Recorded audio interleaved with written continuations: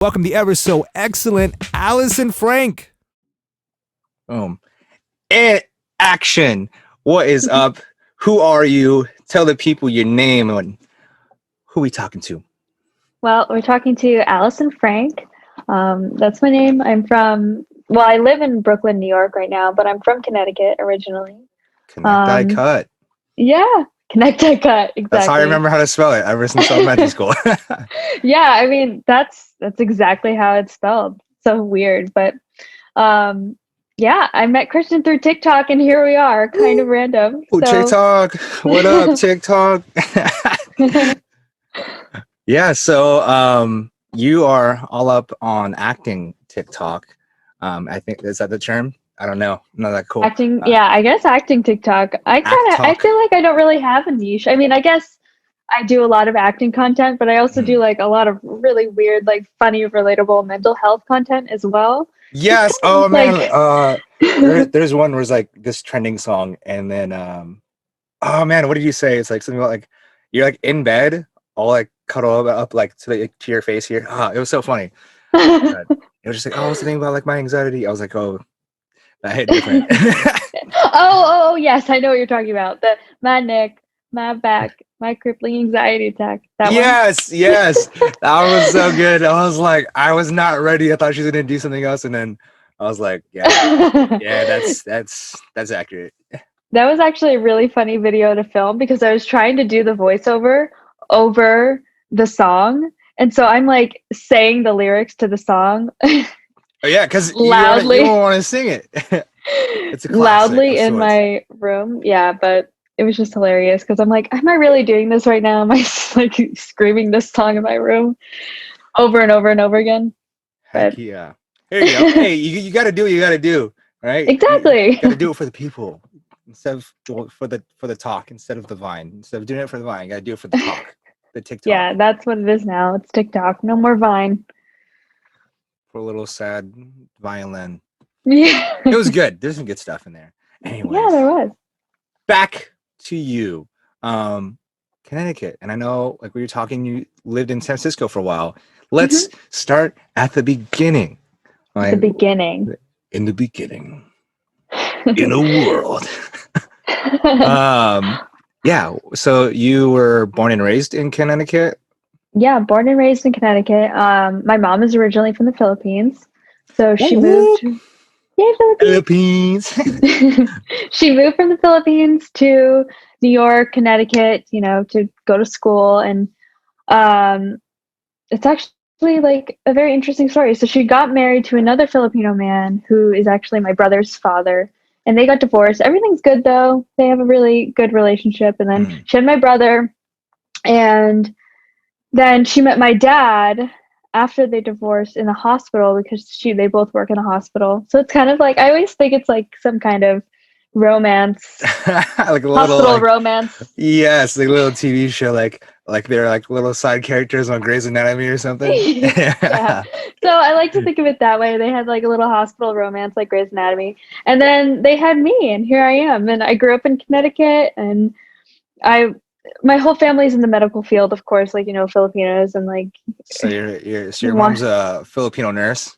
She's not a nurse. Oh, wow. So she's breaking the stereotype a little bit. I like it. A little bit. But she's an embryologist. So she makes test tube babies. What? And yeah. Make babies?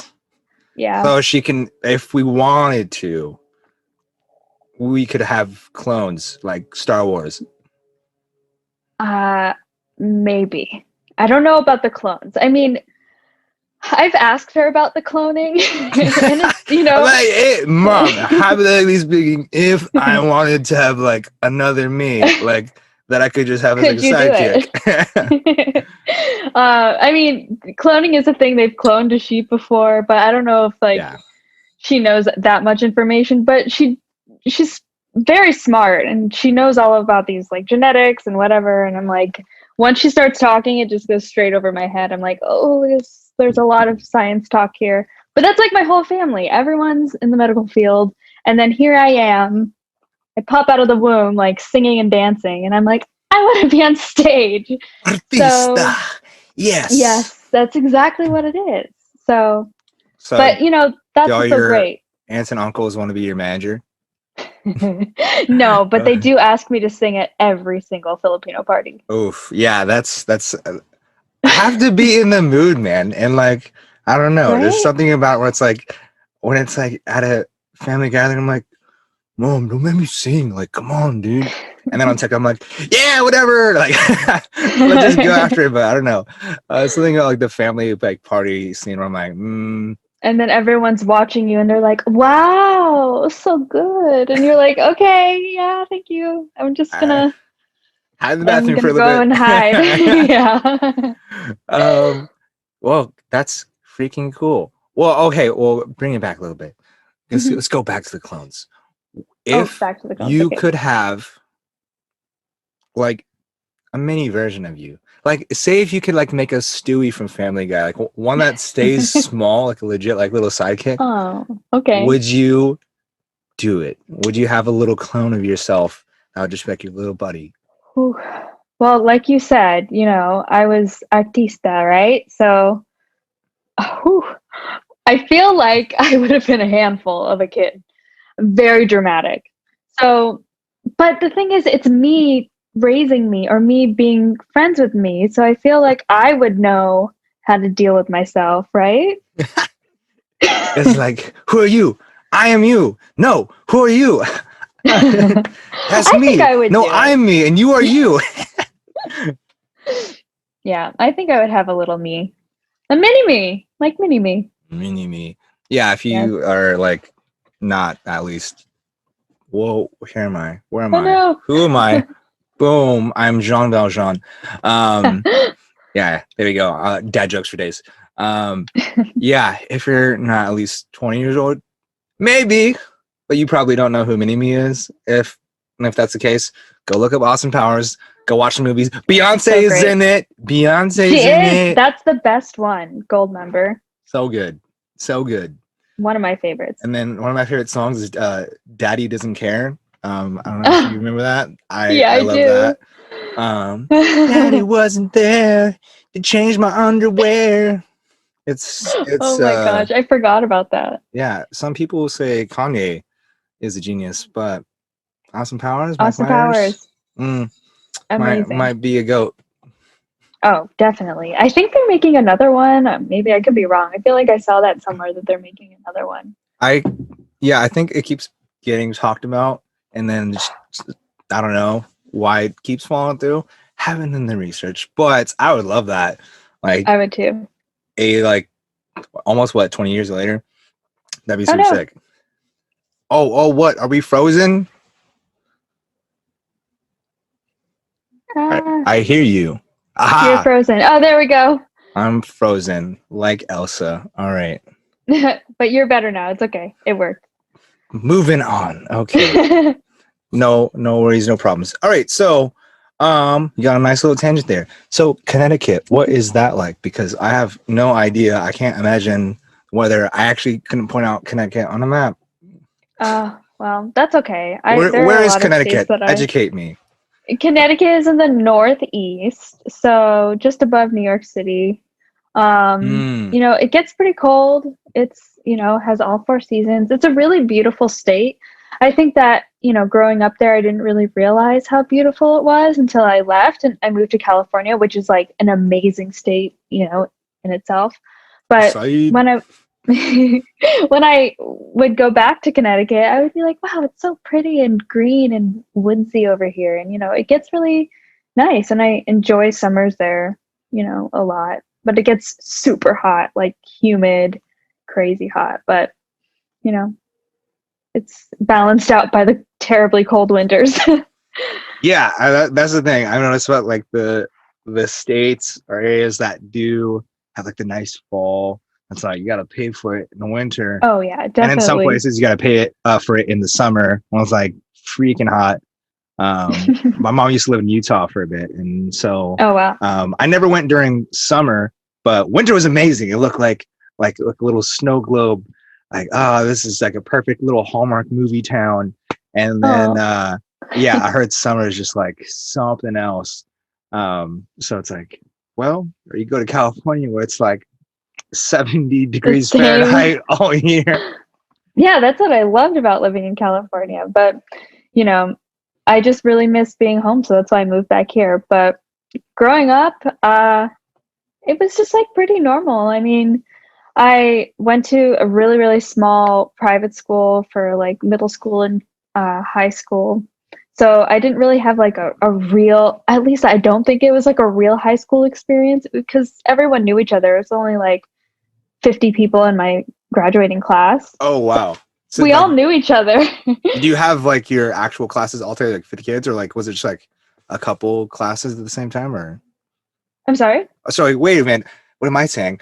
How were classes split up? Would it be like 5 kids in a class, like learning science? Next door is like 3 kids in history. Like what's going on there? Sometimes.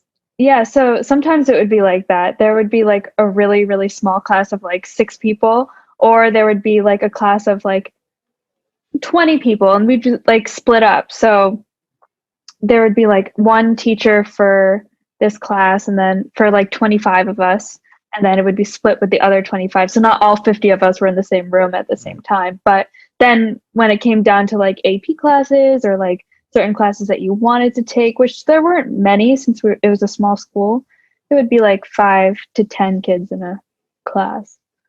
But no secrets. Oh because there's 50 of you in your Yeah. freaking graduating class. Man, what? So like maybe a few hundred kids in your school? Well, it was K through 12, so Oh, okay. So I they kind think of yeah, but even I the think in the kindergartners high knew school, your T. They're like, oh yeah, dude, that sophomore over there, totally messing up. exactly. That's how I felt sometimes. You would just be walking to class and see like a little kindergartner in the bathroom, and you're like, "Are you okay? Do you need help to get back to class?" But yeah, I guess in the whole high school there was about maybe 300 people. What? Yeah, so you That's still kind of knew crazy. everyone in the high school too, which was kind of weird. Yeah, 300 people is not a lot. That's No, that's wild. yeah, What is kind of like is it very populous over there? I haven't been to the East Coast. Um, really? and Oh wow. yeah, not yet. The furthest I've gone is Texas as far as the US goes. I've gone to the Far East, to the Philippines, Yeah. but I haven't been to the east side of the US yet. Every time I want to go, like, especially New York. New York seems Yeah, come freaking visit New awesome. York. And It is. it upsets me because in my mind as a native of California, I imagine New York is in the top right corner of the map, and weird thing. It It's just upsets me that it's not on the top right corner because for yeah. some reason we're all led to believe like, yeah, that's where it's at, but it's really apparently that's where It's Connecticut like is. And then there's all these other states. You're like, what are you doing, New York? You're supposed to be on the you're opposite supposed to be end. right there where I thought you were supposed to be. Yeah, and Yeah. so if I had to walk there, I'd probably get lost. Yeah, Um, you'd end up in like Maine probably, and you'd be like, yeah, there's a moose over here. I didn't know they had moose in I New York just learned City. that. I was thinking like I'm just gonna be eating lobster, but I'll be eating lobster on top of a moose. Oh my gosh. Speaking of moose, Speaking of since we're moose, on the topic of a moose, I am absolutely terrified of moose. I don't know why. I've never seen one all right, in person. I'm gonna look this up because people don't realize how gigantic these things are. Exactly. That's And what scares me. in cartoons they're always like super small and friendly and the size of deer, which is not And the like case. smiling, like funny Okay. voice, but no, they're So, absolutely horrifying. according to Google, the mass of a male moose is going to be anywhere from 840 to 1,500 pounds for an adult male. And the females are even 440 to 790 pounds. Yeah. And their length is anywhere from 8 or 7.9, 8 to 10 feet. Like, Mom, yeah. Adult head and body. So, like, Shaquille O'Neal could sleep inside inside a moose. and have room. Like, if that's not crazy, I don't know, man. Like, and then reindeer are kind of like moose. Oh, they're nowhere as big. Moose are like the ultimate, They're huge. like, woodsy horned deer kind of animal. Yeah, I used to have like recurring nightmares of this moose like chasing me through my neighborhood as a child. And I don't really know why I have this fear of them. I guess I I used to watch a lot of Animal Planet as a kid, so Mm. I guess maybe I saw an episode of something where they were like going into a moose bog or whatever, and it just scared me. The fact that they're so aggressive and so territorial and so huge, and they kind of hide in their bog, and then they'll, I don't know. But enough about moose. Yeah, I'm all I'm saying is that I understand why they were cavemen. Because if our animals are this big now, like, can you imagine like literally anything bigger than the animals that we have to deal with at this moment? Like, Right? we're only chilling because we have, guns and all that kind of stuff to keep us away. If cities and concrete where it's like, oh, there's no grass or anything to feed on But here. if we just were like fighting these creatures with our bare hands, Yeah, it wouldn't be good. we wouldn't have a chance. No. Exactly. And yeah. So I would probably live in a cave too. If it were like, well, but even then that's not safe because you have like bears and like lions that live in caves. So it's like you're taking your chances.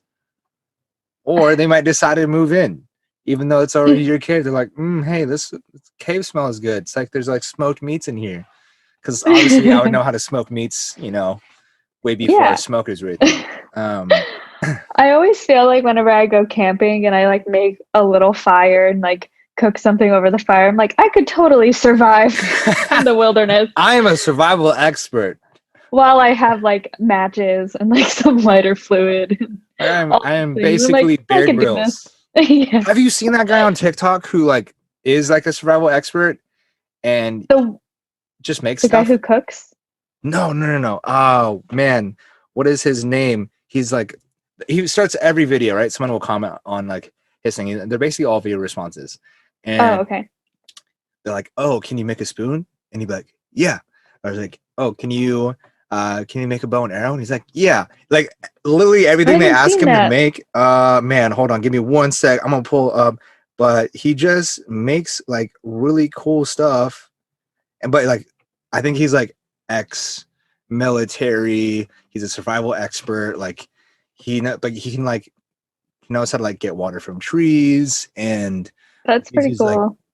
like he knows how to shape everything out, and he knows how to like break off stones, so that way he Hmm. can go ahead and be like, all right, cool, yeah, this can be used as a weapon, or this is gonna be a knife, so I can make other tools. And literally everything he makes is all from nature.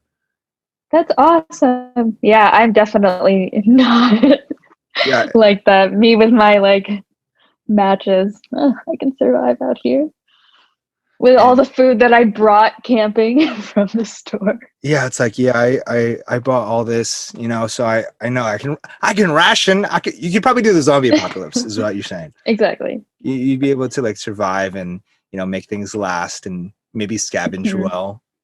Yeah. And like with the practice of like, rationing off toilet paper through quarantine, I feel like I could definitely do that. But if I am actually living the wild, I wouldn't have toilet paper. So there Oh, are all these things that I have to think about.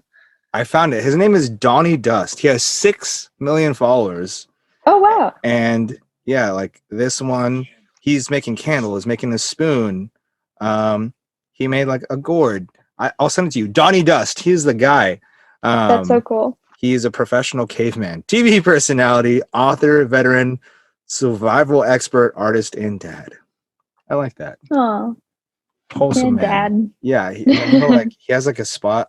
He has to like live in the middle of the country or something, because he has a spot where I guess like even his dog will go out with him to like chill out in the woods for a while, and like sleep there overnight, and like they have a setup and stuff. I'm like, Wow. that is some like, and he's all like grizzled out. He's got all white hair, white beard, like all buffed out. Got the dog. I'm like, that is exactly what you should look like if you are a survival expert, Exactly. like ex-military. I'm like, that is a man. That is a man. That's all I can say. That's what a man should be. So your voice is like, can you make a spoon? Yeah. And you're like, Yeah, I oh, can make a spoon. yeah. Real men makes their own spoons out of wood. That's so stones crazy they that he turned has into 6 million followers. I know, it's cool because people are interested and like it's fun watching this stuff. But yes, much like those guys that cook in the woods, like I just zone out on Yeah. stuff because it's either they play like really nice music or just like ASMR because you hear like the fire crackling and then like you're hearing them like cut everything up and even Yeah, like and it the way they looks so sprinkle good, and you're salt. like, wow, this Wow, I looks so wonder what easy. that I could tastes do like. this too. You're like, Yeah. I'm a chef. Yeah, I could totally live in the wild and like have gourmet like steaks and like Yeah, I can make my own pasta in the woods. Sure. yeah, I do that at home already, right? Yeah. Like I mean, I haven't tried it at home yet, but I can definitely do it in the woods. like I've bought vegetables before, so I could totally like harvest them on my own, make sure they're clean and safe to eat, and then like find spices and then make it interesting. Yeah, I'm not as talented as they are, but it's pretty fun to watch. It is. It's a different thing. It's like soothing. And then I get It's so hungry soothing. because I'm like, oh, now I want like fresh caught fish that I cooked right by the riverbed with natural salts and stuff. All right, enough of these tangents. Actually, we'll have plenty more tangents. So, did you have like any like non-acting hobbies while you're growing up back in the day or even now? Well, growing up, I guess, I tried. I tried to have non-acting, like musical theater, because that's where I started, was in musical theater. I was just so obsessed with it growing up that I wasn't interested in anything else, or at least I felt like I wasn't. I really loved animals, like, we talked about like Animal Planet. I watched Animal Planet a lot, so that's something I was also really passionate about. But as a kid, I would always say that I wanted to be like a singing veterinarian because I loved animals so much, but then I also loved singing. But eventually, I stuck to, You're like, you know what? For the some art. reason, there's just not as much of a demand for singing veterinarians than what I first came to believe. Yeah, I guess the dogs don't want to hear me sing, but yeah, um, I I played like tennis a little bit growing up, but nothing really that stuck with me. It was really the acting and singing that I really love to do. But now I guess my hobbies that don't include acting, I really love like fitness. I love cooking. I like to paint. I'm not very good at painting, but I like to do it. Hey, you know what? Art is subjective. Like all Yeah. things, like this podcast. Like whoever is watching this might think it's terrible, but I think it's amazing most of the time. I mean, that's all that matters, right? I like it, and that's all I need is me and myself. but actually, yeah, as long as you're having a good time, then who cares? Do you? Yeah. I mean, that kind of like what I was saying earlier before we started. Um, you know, when I started TikTok kind of like as this like random thing that I wanted to do, and I just thought it was fun and I was having fun doing it, and I really didn't see it going anywhere. And But now you're uh, going. and now it's going, and it's kind of a shock and really surprising, but I'm still having fun doing it. I've met a lot of really cool people, including you, through TikTok. And I've like grown this little community, and I just kind of want to keep it growing and meet more people and see more artists and see what they can do. And that's just what I really love about it, is that, I'm enjoying it, and I really don't have any like goal with it. I just want to keep doing it for as long as I can and just seeing where it goes because it's fun and I enjoy creating. So Yeah, that's yeah. all it should be. Is fun creation. Yeah, there's businesses on there like trying to monetize and get people to buy their products, whatever. But I think for the average users, like if you like it and do your thing, post whatever you want to post, and sometimes you get a crazy following. And I've watched a lot of people too. I was in like social media marketing for a while, and and so it fascinates me when I look at different accounts and influencers or people that become influencers over time. It's especially insane with TikTok because once you kind of hit that that K, right? It's just nonstop, right? As long as you're putting in the work and you're like consistently posting, it just keeps growing like wildfire because it gives you just more priority in the algorithm. You know, this is just my observation. There's no hard facts here, but I know it's like once people get something of a following, if they just keep posting, it just goes boom, boom, boom. Yeah, I mean, that's kind of how I've noticed my account grow and like watching other people too. It's just you have to be consistent. And I try not to think about, you know, the algorithm, but sometimes I do it. I'll like get down on myself and be like, oh, this video didn't do well, or I'm mad. Like, what do people want? Right. But then I'm like, no, you know what? I'm just gonna post what I think is funny, what speaks to me, and maybe other people will relate to it, maybe not. If they don't, whatever. It's something that I like. So that's really like how it started to grow. I feel like I wasn't really caring so much about, oh, will this get like 1,000 views or will this get however many views? I was just like, as long as it reaches someone, that's really like what matters to me. And yeah, I just kept doing it. So heck yeah, it's awesome. Yeah, you popped up on my For You page one day, and it was, I'm pretty sure it was like some sort of like an acting skit. And I was like, oh, it was pretty good. It was probably a funny one because like the funny ones get me every time. I'm a sucker for comedy. And so, yeah. And then you went live one day, and then now we're doing this podcast. Yeah, so, I met you on my live. Yeah, it's super sick. So yeah, it's an awesome platform, and you know, never know what can happen.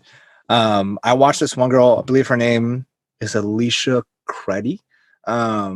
I follow man, what's his name? Guitar guy from the Bay Area. He's super good, but basically he posted like little guitar riff of Summer Walker song session 32, and then she just duetted it. And I watched her. When I watched the video, she was at like 5,000 followers, and the other day I checked it and she was at 80,000. Oh my god! And that's within the span of a month. Her voice is amazing, though. Let me see if I can pull her up. Alicia. That's awesome. Hi, Alicia. Where you at? Yeah, Alicia Cruddy. She's not at 84,000 followers. She duetted the homeboy Lepulu. You ever seen? Hold on. Let me bring it up. I wonder. I don't think anyone takes this down. TikTok's pretty.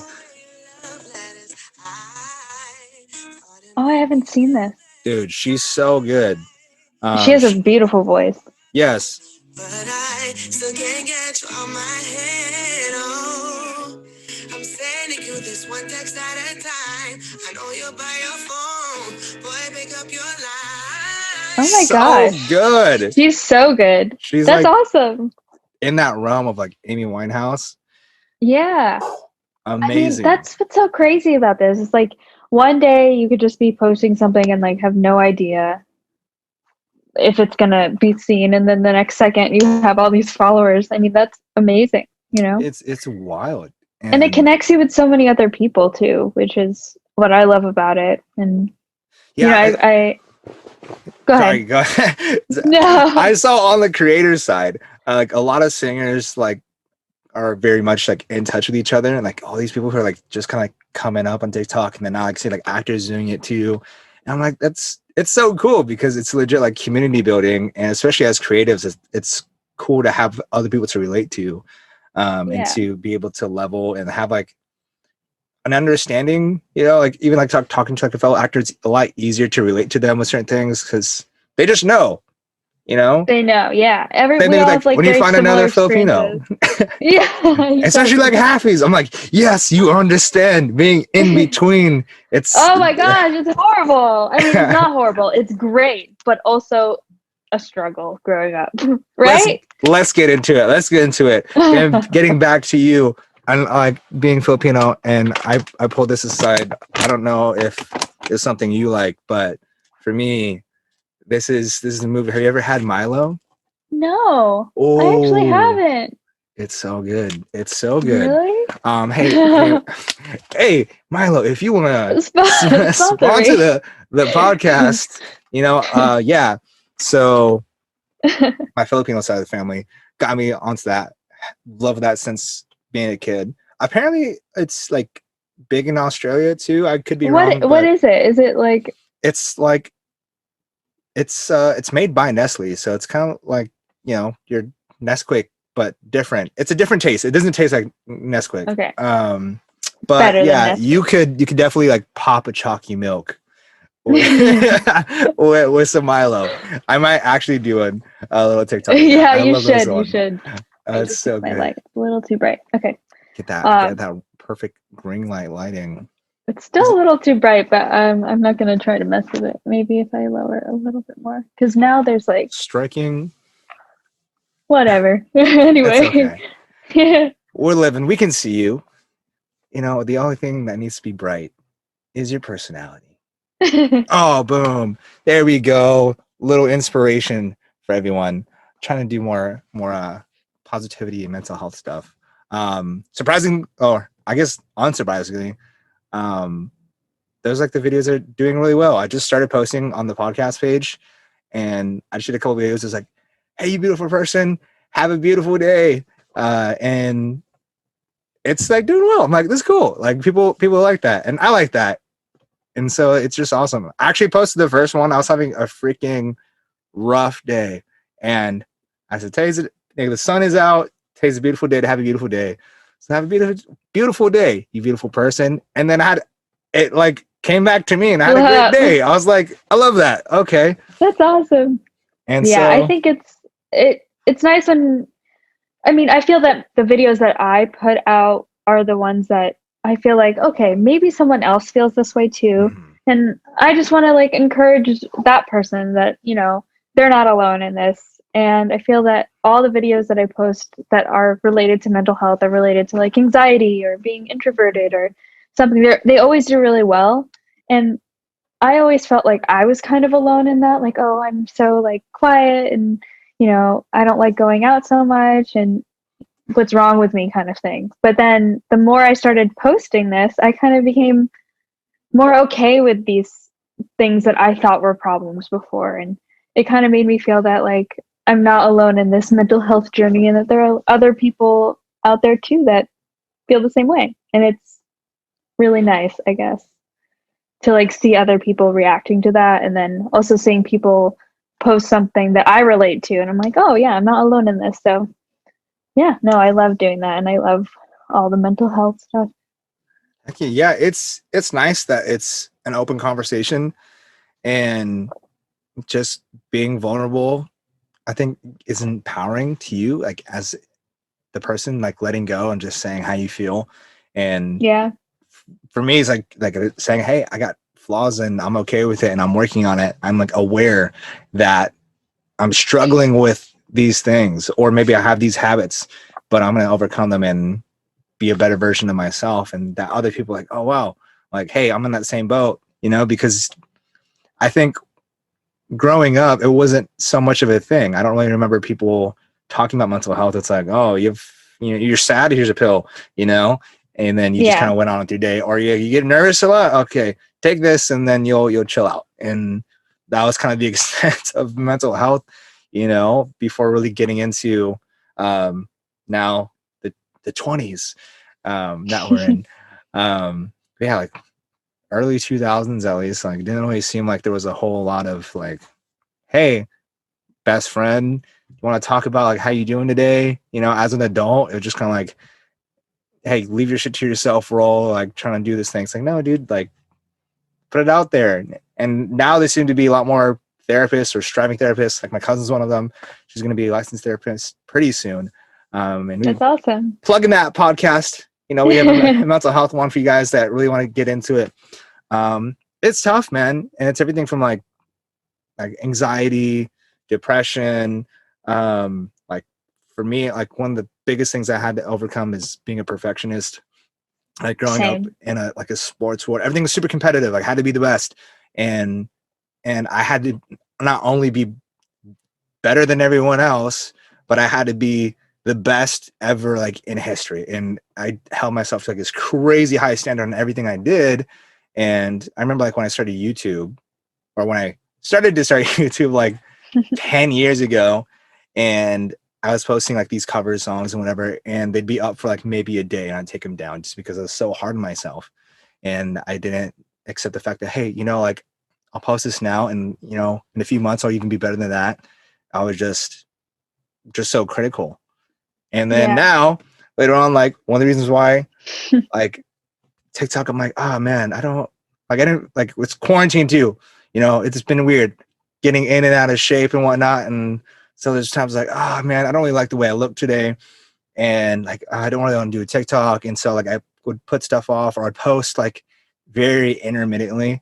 And now I'm just like, you know what, man, I'll look back and be like, hey, even if I didn't like the way I looked that day, I'm gonna like how I look eventually, and I'm gonna be like, hey, cool, I made progress. I did what I wanted to do, and at least in that process, I hopefully made someone smile and inspire them to sing or laugh or do whatever. So yeah, it's awesome, especially TikTok. I feel is all about that. Like, there's a lot of people responding to that and putting more content out there related to mental health in general. Yeah, I think it's great. I mean, I'm the same way. I'm like very much a perfectionist and like always wanted everything to be perfect. And if it wasn't perfect, it's not worthy for the world to see it. And even growing up in theater and always competing with other people, and right, because you're trying to get casted. Yeah, and just experiencing that at a very young age and like not fully understanding it, I guess. And then also the mental health stigma that there was, it never really felt like I like belonged anywhere in any way. So I was like, oh, this isn't right for me. So I just like flip-flopped so many times from like wanting to act and then not wanting to act and then wanting to act again and then giving up. I mean, even in like the span of quarantine, I was like, do I still want to be an actor? Is this something that I want still? Because now I have nothing, right? So is this something that I want? So I like started like teaching for a little bit, and I do love teaching. That's like another passion of mine. I was teaching acting for a while, and I was like, you know what, maybe I'll just stick to this and like stick to teaching and never go back to acting because I'm just not good enough or whatever. But I mean, now I feel like I don't really know what's changed. I guess I kind of I've grown this confidence in myself that I never had before, and I'm not really sure where it came from. I guess it just came from like being so isolated and like away from people, and knowing that like this is like only one life, right? And all these terrible things that happened this year, it's like, why not just go for the thing that you want to do, even if you're not going to be like the most famous person in the world. Like it doesn't matter as long as you're doing what you love, and like at least you're making an effort towards that, right? Absolutely. So yeah, because and maybe you will be. Maybe one day you can be Dwayne the Rock Johnson, and that was crazy. That is all I've ever wanted. Right? I mean, isn't that every young man and woman's dream, is to become a giant, bald Polynesian man who's just always super like inspirational and can eat like a 12 stack of pancakes. Like, I actually have a t-shirt with The Rock on it. It's like my favorite t-shirt. I wear it a lot. Like when you gotta get pumped, like I gotta get pumped up, put on the Rock shirt. Like, you gotta get that gym life on. Like, yeah, dude, it's a Rock shirt day, so it's about to go down. But a lot happened there. We're having such a great conversation. So many things are covering. But backing it up, getting into acting. When did you first start acting? What age? What were you doing? Tell us everything.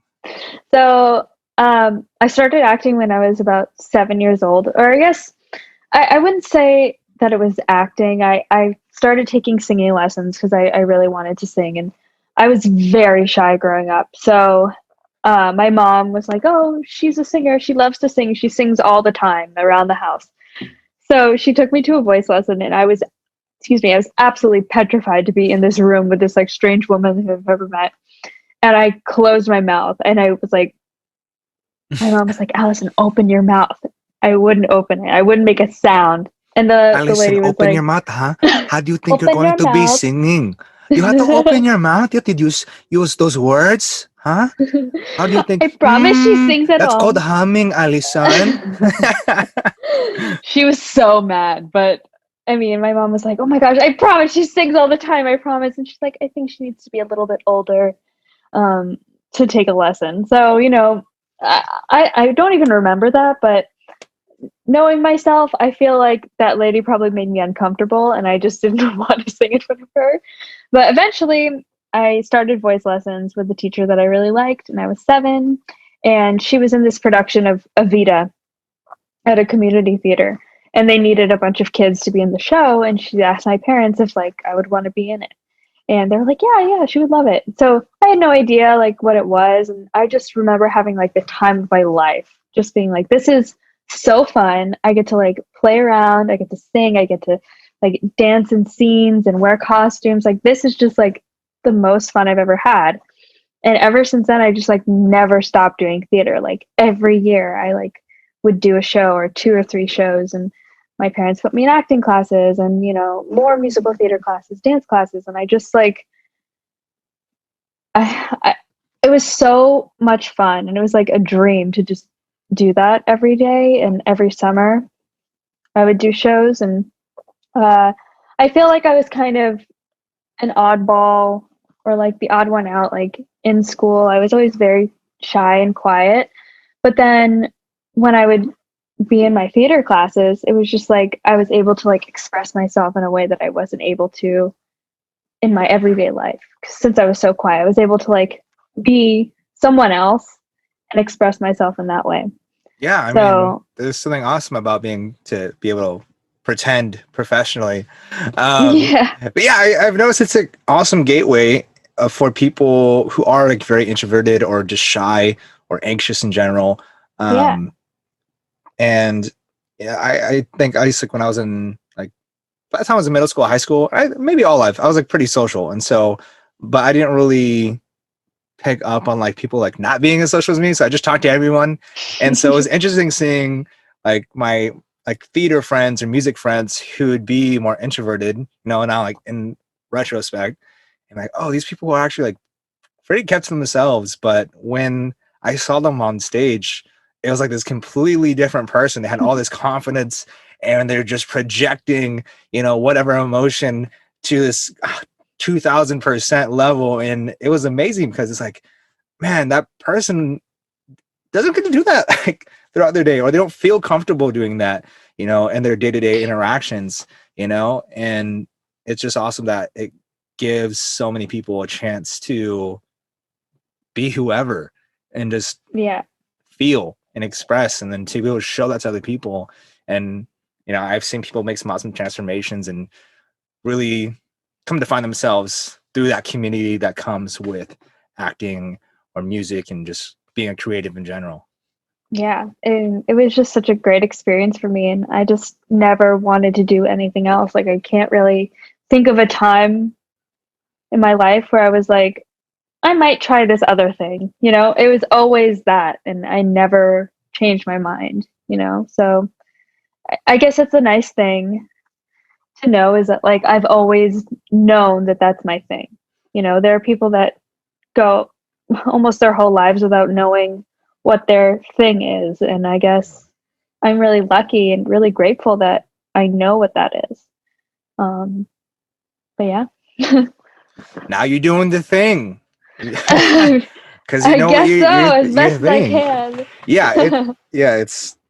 Yeah, once you know, especially if it keeps calling back to you, whatever it is in life, whether it's, whether you're talking about a passion or a person or maybe an interest, it's if over the years it keeps coming back to you, or it's an idea that pops into your head, it's probably for you. Mhm. That's the way I look at it. It's pretty legit. So might as well grab onto it, do the thing, learn the thing, and have a good time doing the thing. Exactly. Because we all like things, and other Yeah. people like things, so they might like the thing that you're doing, and do things about the things that you're thinking, you know? And it's my thing, and then you have your thing too. Yeah, we all have things, our own things. Sometimes we have the same things. Sometimes we don't. All right. So moving on. Let's talk about your favorites. Do you have I'm sure you do. What are some of your favorite plays, whether you've performed in them or not? What are some of your favorites? I guess favorites that I haven't performed in, like a favorite musical would be Next to Normal, which I really love. I always say that's my favorite. That's like my go-to whenever I say favorite. And then my favorite that I've been in is so hard. Okay, I'll give you top 3 that I've been in because I can't choose. The top 3 things of the thing. Yeah.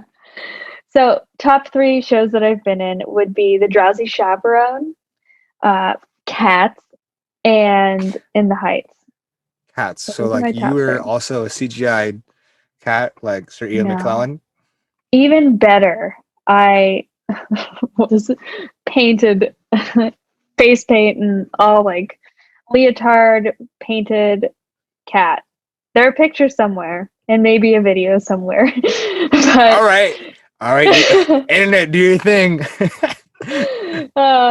It'll be hard to find. I've had trouble finding it, but yeah, Cats was such an amazing experience. People hate on Cats, the musical, and sometimes people hate on Cats, the animal too. But Cats, the musical, is such an interesting show to be a part of because it's an ensemble piece. There's not really like one person or one cat that is the center of it all. I mean, there are cats that have like some solo dances or songs, but it really is an ensemble piece. And when you're in it with other people, it's just such a wonderful experience to create something together and like really have to work together to make it something beautiful. So there's not just one person. Cool cats, the singing cats, dancing cats, and all just this catastrophe together. Yes. In the thing. I had to make a dad joke. It was too easy. Catastrophe. Okay. All right. Oh, whoop, I unplugged my headphones. Okay, we're back. Oh, and now I'm blurry again. Boom. Yes, I'm in the Illuminati. With Jay-Z and Beyonce. Okay. TV. Oh, okay. Wait. We'll get to that one. What's your favorite movie or movies of all time? Favorite movies of all time. Oh my gosh. This one's even harder than the musical one because I like so many movies. But I feel like I struggle to watch some movies like more than like 2 times. Like I feel like I love certain movies, but I just can't seem to watch them so many times. But I guess the first one that pops into my head would be The Dead Poet Society with Robin Williams. I love Robin Williams. My Captain. Yeah. That's just a good movie. So I guess that was my favorite. I just really, really love Robin Williams. I think he's a fantastic actor. He has so much genius, range. Yeah. So really, and he was a genie. And he was a genie, yeah. And then Genius genie. He was the Jumanji, right? Yeah. Oh yeah. Flubber. It was Flubber, right? Blubber. Is it Flubber? Flubber. Flubber. Right? Yeah, Flubber. To watch that up on that VHS, some good old 90s kid stuff. Yeah. Yeah, those are like my OG Robin Williams experiences. I know a lot of people like Mrs. Doubtfire.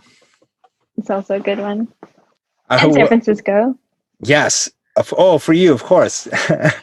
And what else do you have as far as movies go? As far as I really love any Disney movie, honestly, but I guess favorite of the Disney movies, I would say The Lion King. Classic.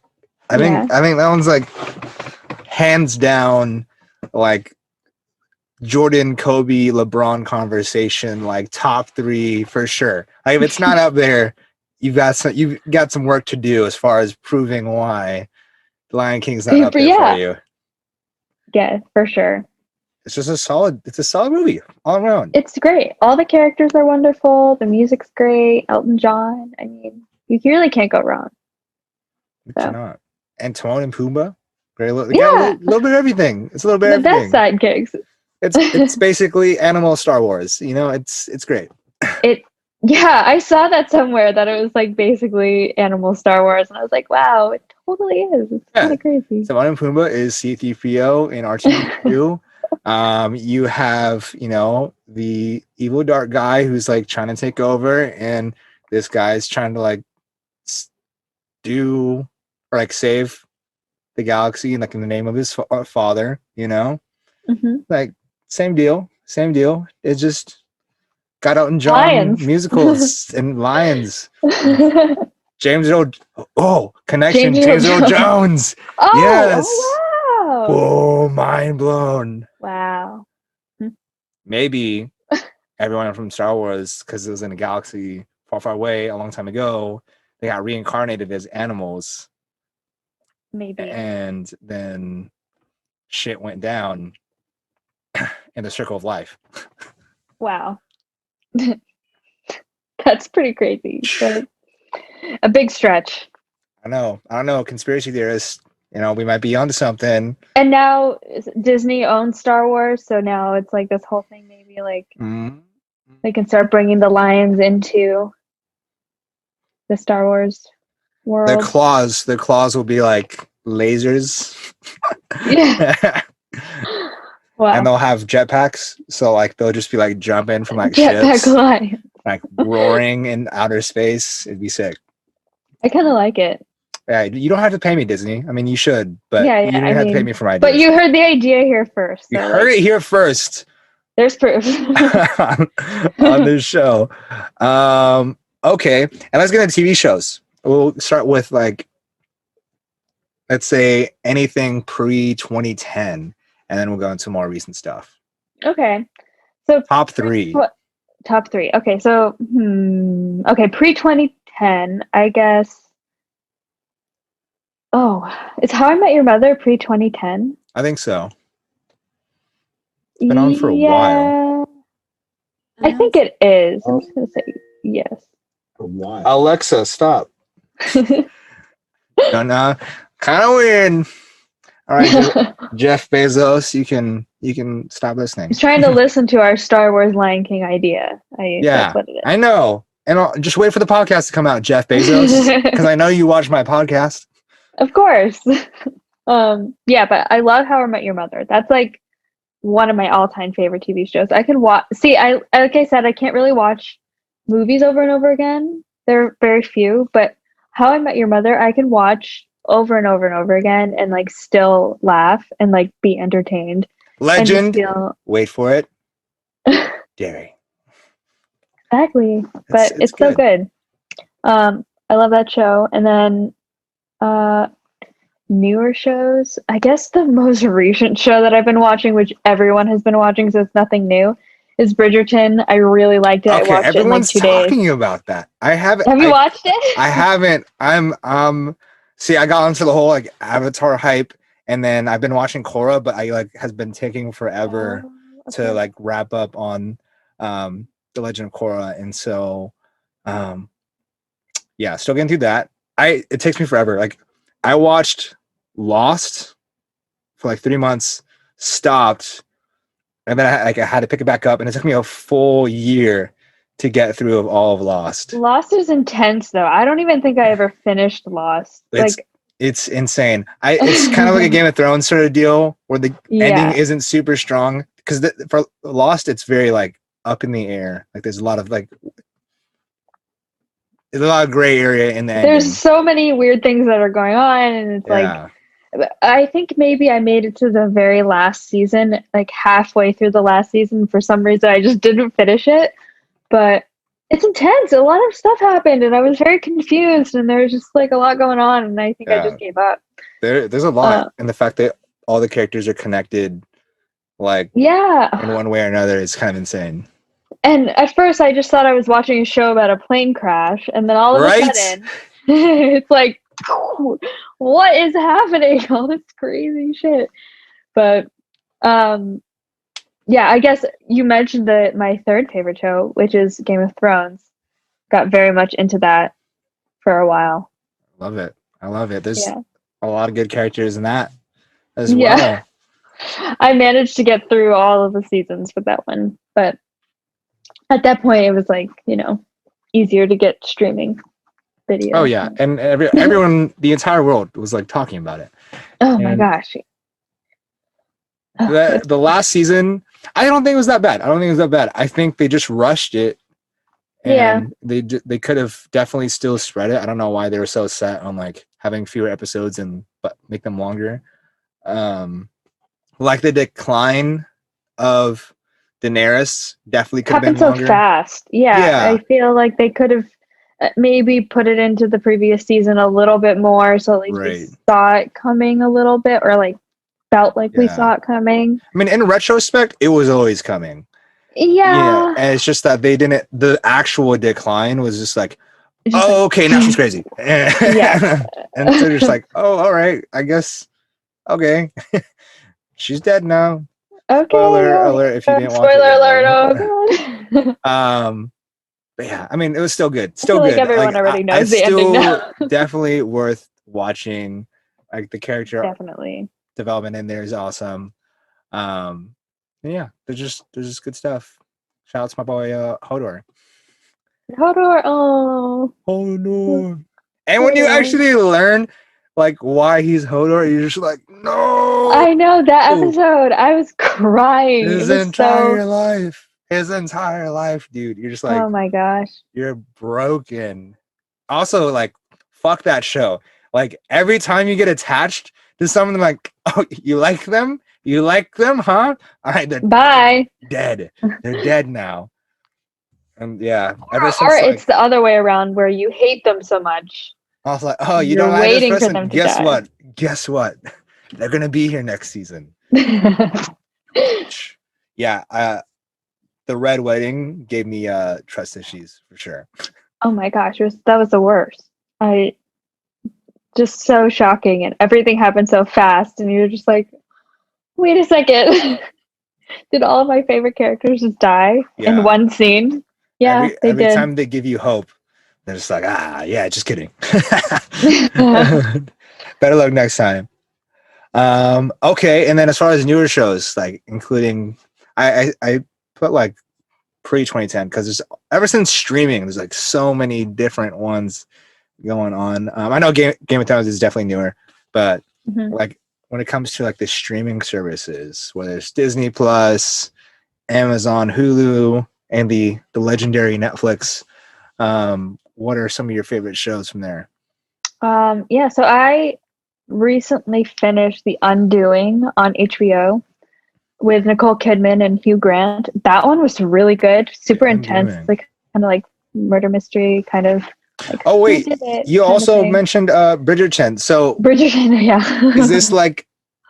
is this taking the place of Game of Thrones as far as like the genre or what? I haven't watched it yet, so I literally know nothing. Jon Snow. No, it's what it kind of. I know nothing. I guess it kind of reminds me of Gossip Girl in a way, which is also a show that I used to love. So it's Game of Thrones, Gossip Girl. No. It's like 1812. I think it takes place in 1812 or something like that.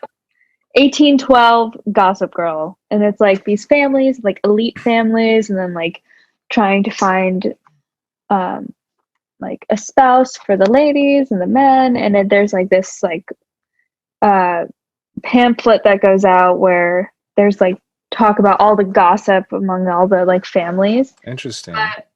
It's so great. You should definitely watch it. Like XOXO Bridgerton.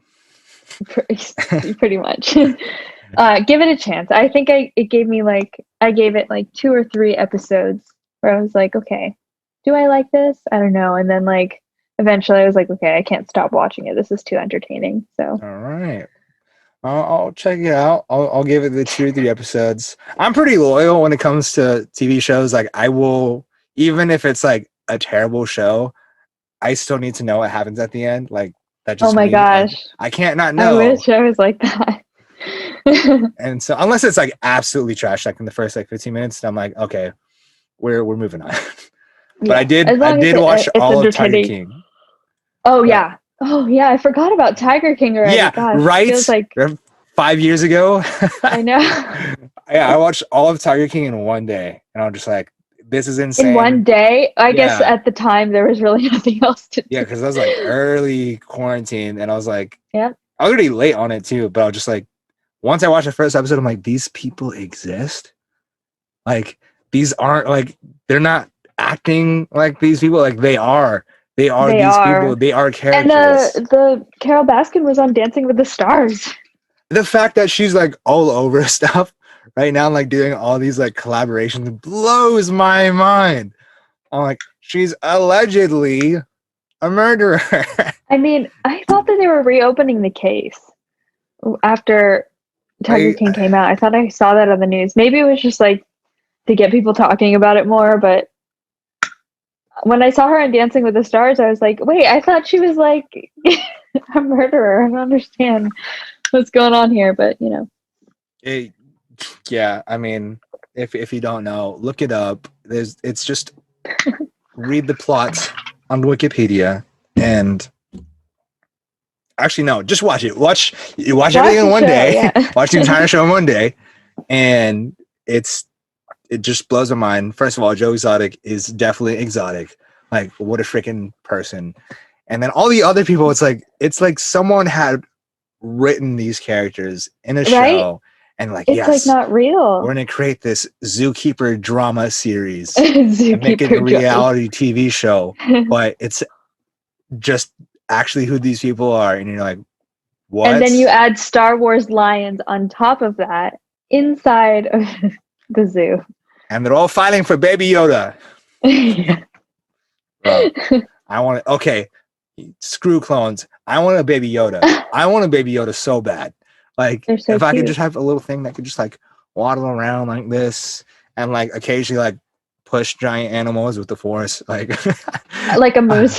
Yeah, there you go. That's what you need. You need a Baby Yoda in your life to protect you from giant moose. From the moose. And you just got to feed it enough, obviously, and hope that it doesn't eat like, other people's babies, and you're all good. That's it. That's it. And maybe it's like the future of like the resistance, typical baby stuff.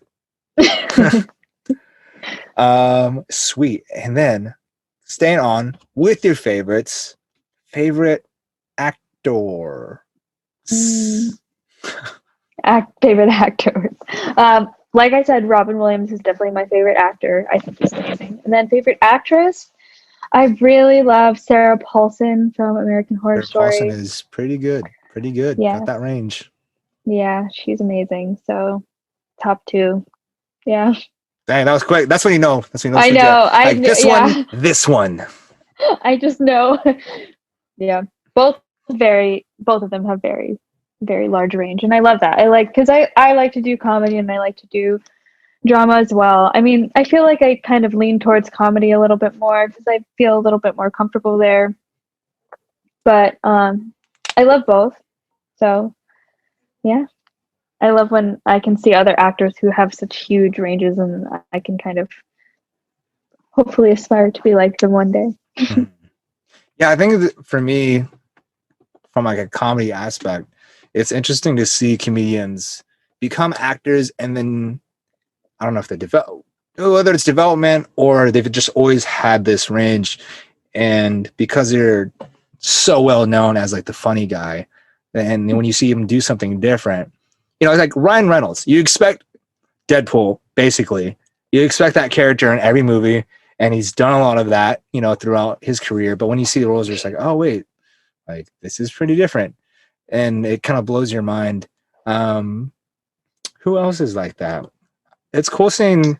Who's actually great for comedy is Channing Tatum. Like, freaking step up, Magic Mike, man. Like, he is hilarious. When I watched Jump Street, I was like, dude, this is the Channing Tatum that we need. Like, whatever, do your action stuff, you know, that's all cool. I know it's like, I don't know, maybe it's because he is like a big buff dude, and like seeing like a giant person like be silly, just like, yes, this is the content we need. Channing Tatum, more comedy, more Jump Street, more debacles with Ice Cube and Jonah Hill. Yeah, I feel like in some ways comedy can be a lot harder in a lot of ways because you don't want to overdo some things. And my improv teacher, of course, like would always say, like, just tell the truth, right? That's the most important thing in comedy, is just to be truthful, because that's what's funny. The truth is funny. So that's what I feel like. It's harder to be truthful and funny. Does that make sense? So people usually think, oh, you have to be like super, over the top to be funny, but that's not really what it is. It's just like being real, and then people will laugh because they can relate to it. Yeah. Like for me, like some of the darker ones is like Daniel Tosh and Anthony Jeselnik. Like they're not over the top. Maybe Daniel Tosh can be sometimes. Yeah, sometimes. Like Anthony Jeselnik is very like low and even monotone. He kind of talks like this, and then it's always that, the punchline. We're just like, holy shit, what did you just say? Like he does a lot of dark comedy, and so you're just like, what? And then like, you laugh your head off because it's dark. And yeah, the content. I think a lot of like old comedy was very much like, oh, if I'm loud and like, it's like performing for like a baby or like a small child, right?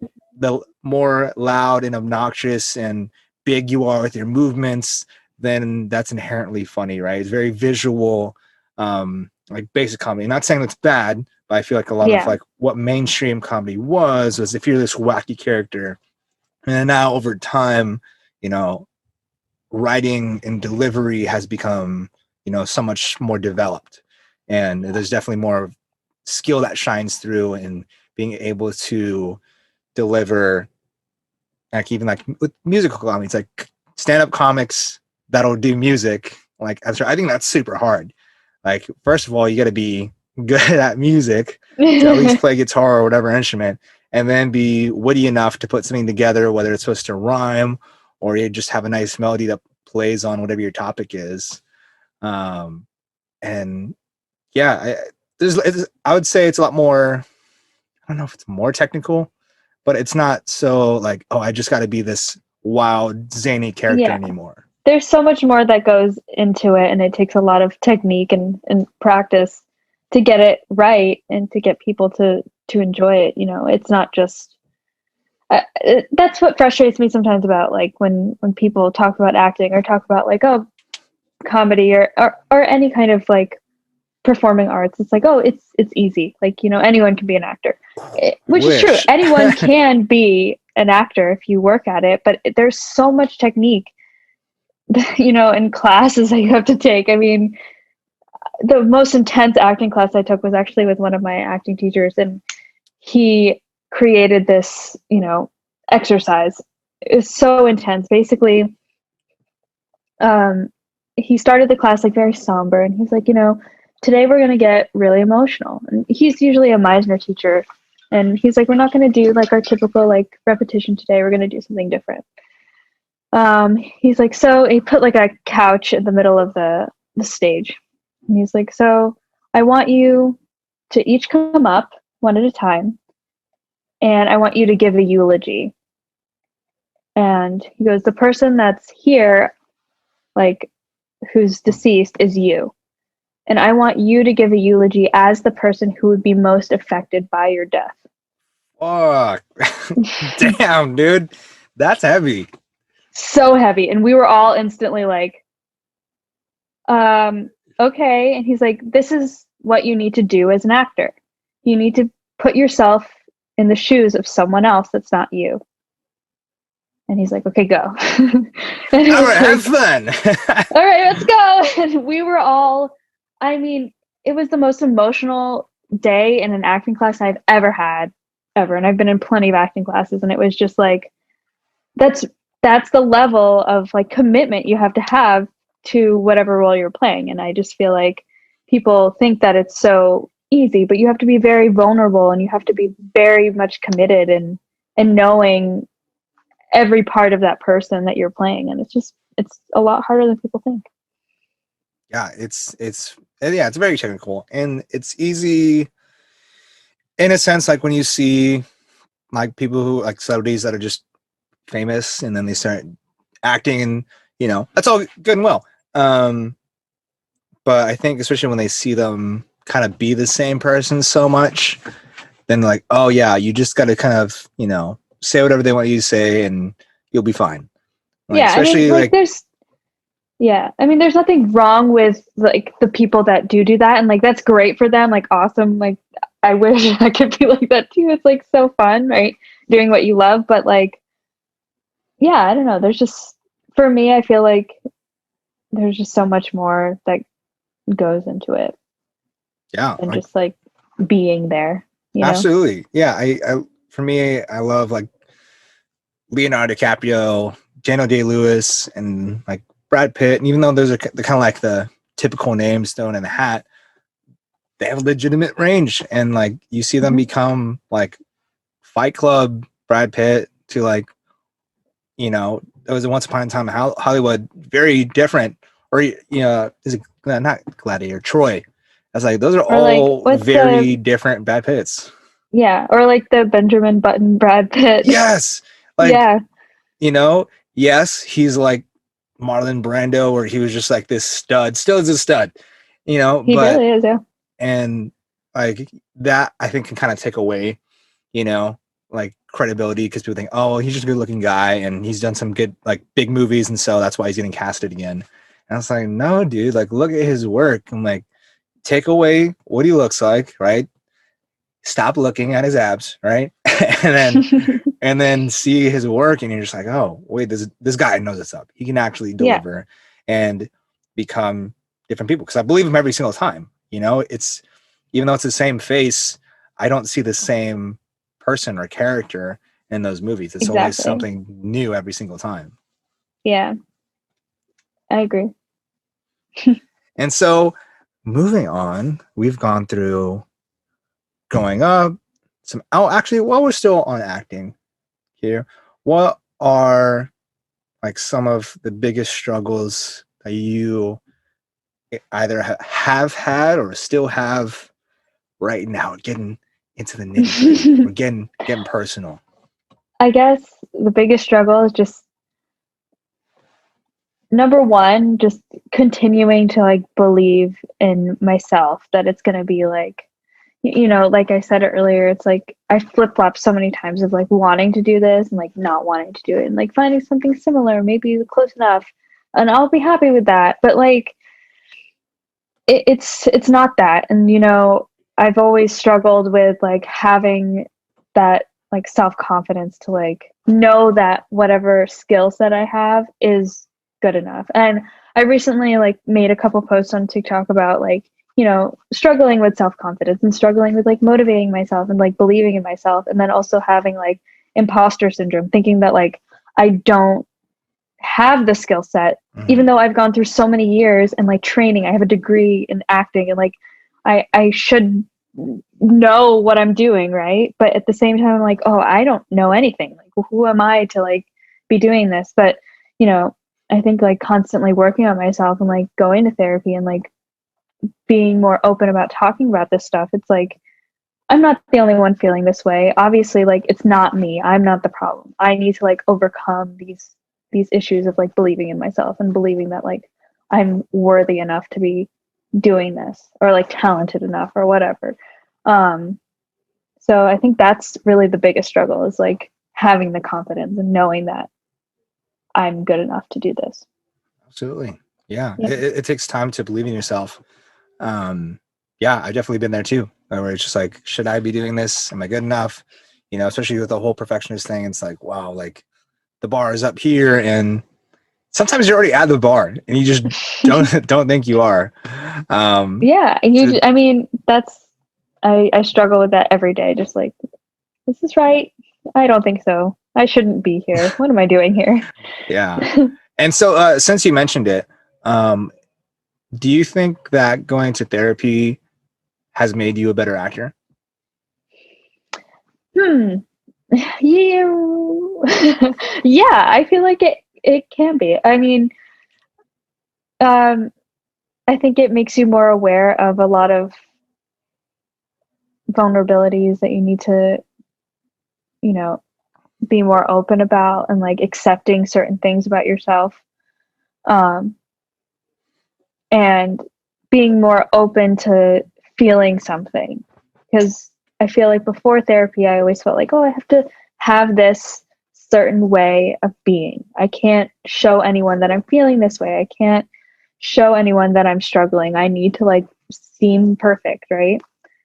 And I think that going to therapy kind of made me realize that that's not something that I need to do. I can be okay with like being myself and like accepting like all the flaws that I have. And that's something that helps you become a better actor because you can't be perfect all the time with acting. It's about trying new things, like being vulnerable and like uh being more open to your emotions and like not cutting yourself off from that. So yeah, I think it definitely has helped with my acting for Boom.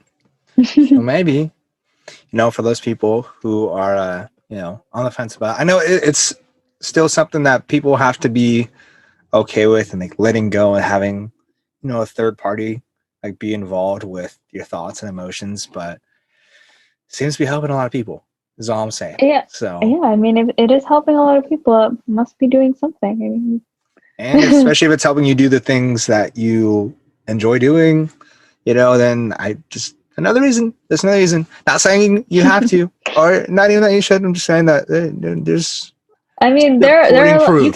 can just take an acting class, and then that's a little bit of therapy right there. Sometimes.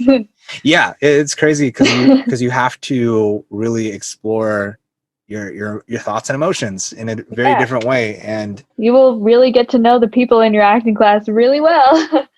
yeah, I mean, all the people that I went to school with, it's kind of like this unspoken like thing that we all have, anyone that you've taken an acting class with or, gone to school with, it's like, oh, I know like some of your deepest, darkest fears. So it's interesting. Little yeah, it's it. unspoken thing. What I've observed is that actors just really have, especially ones that like either take class or work together, they just have a really different connection, as far as their friendship because it's deep in a very unique way. Yeah. Because you're sharing emotion and thoughts and um, scenarios that aren't real but are they still feel real because you're still putting real feeling into it, and Yeah. so it's crazy. And then every once in a while those scenarios are scenarios that you've actually gone through, and then it's like, oh, like, a whole other different kind of connection. But yeah, it's a cool little vibe from like actor to actor that have like that they've worked together, or at least like workshop together. Yeah, it's super unique. Speaking of other actors or creators in general, going back to TikTok, this crazy wild west of a platform. What are some of your favorite either like TikTok videos or creators that you follow right now? Oh my gosh. I mean, there are a few. I wish I like wrote them down their names, but there are just a few like other actors, like smaller creators that like I've become friends with, just liking each other's videos. And like I feel like what's so great about TikTok is that there are huge people, like people have millions and millions of followers, especially like a lot of the actors that the typical actors that you see that like pop up on actor TikTok, if anyone is on actor TikTok, like the top like 10 of them that there are. And then there's like it kind of trickles down to like the smaller ones, and I feel like everyone kind of has something to bring to the table, and there's always something to find within like the smaller creators. And what I like is that everyone has the opportunity to kind of show what they're good at and has the opportunity to grow. I was talking to one other of a creator not too long ago, and they're like, "Oh, I wish I like kind of hopped on TikTok a little bit earlier because now like I'm growing this following, but it's just not growing as much as I like think it would if I had started earlier." And I'm like, yeah, but you know, there's still so much time to grow. Like TikTok is fairly new, and there's still like a lot more growth that there can, you know, there can be. And like you constantly meet new creators. Like I feel like the other day or last week I made a video about like opening up and like wanting to meet new creative people in like New York or wherever.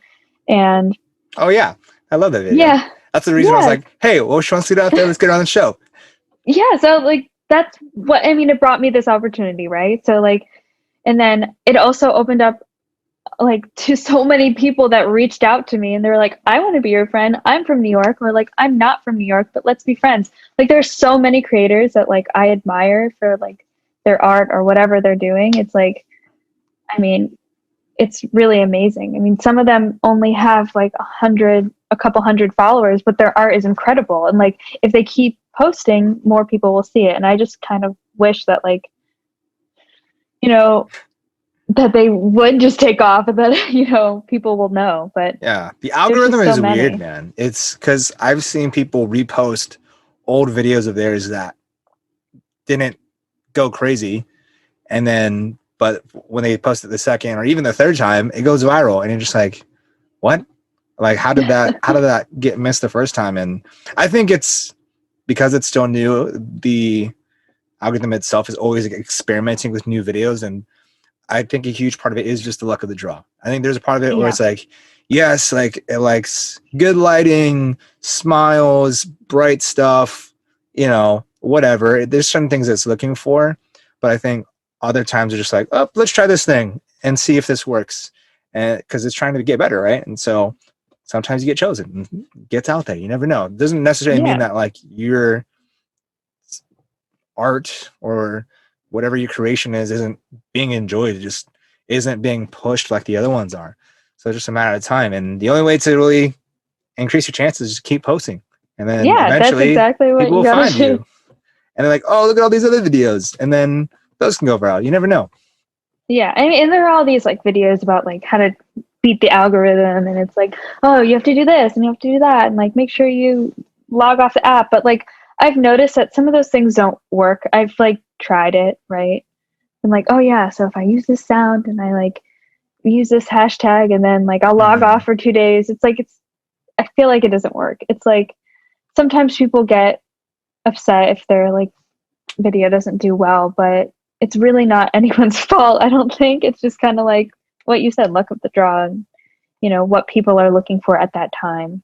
So yeah, I think if you really are in it to build a following and build a brand, which is a smart thing to do, especially if you want to monetize or you're trying to be able to do what you want to do, you know, full time.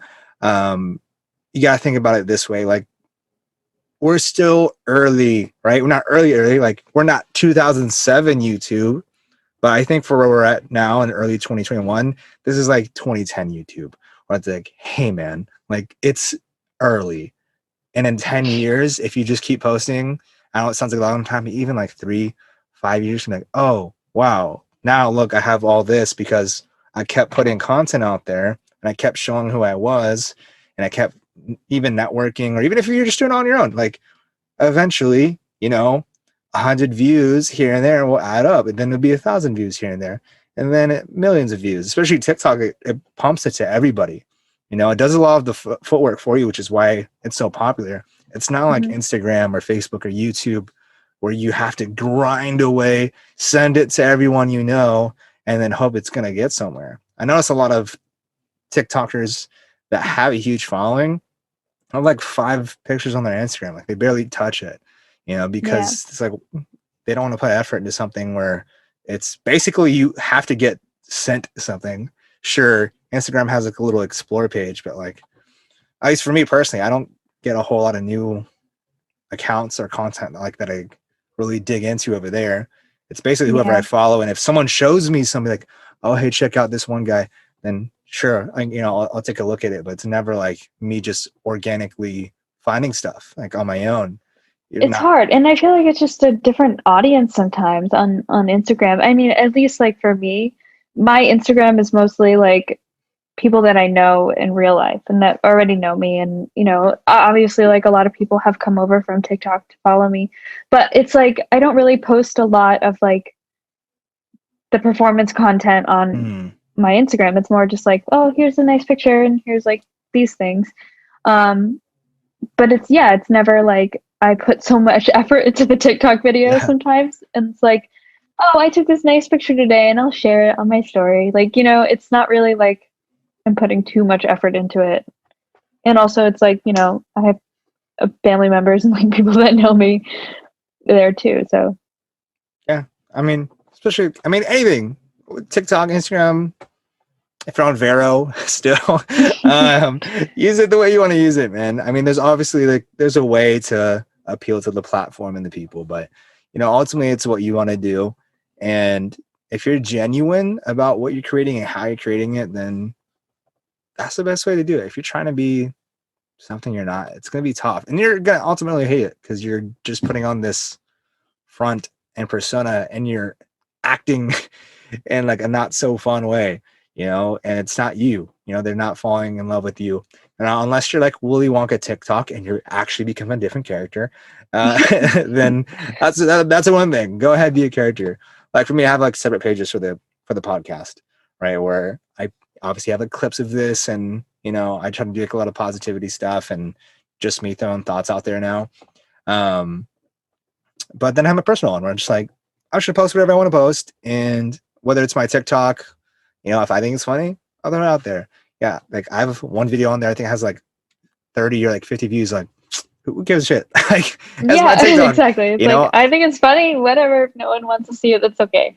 Yeah. I mean, I think there are some videos that I've had up there for a while, and I've noticed that like a lot of my older videos are getting like views or like likes recently, and I'm like, I made this like months ago, and I guess people are still seeing it, which is interesting. So it's like, I feel like for like any creators that are like wondering why their videos aren't getting views, it's like, just keep it up, and then eventually maybe TikTok will push it out there again. You never know. I mean, there's really old videos that people are seeing. So. Yeah. My For You page will have like videos from like 2 months ago. Yeah. Like, oh, okay. Yeah, cool. Like, because it doesn't show you the timestamp on the For You page. It just shows you the video. I'm like, and then that's kind of cool because if you like it, you like it. Like, you're not judging it based on like, oh, when was this posted? Or like, you're just taking it as it is, which I think is super awesome.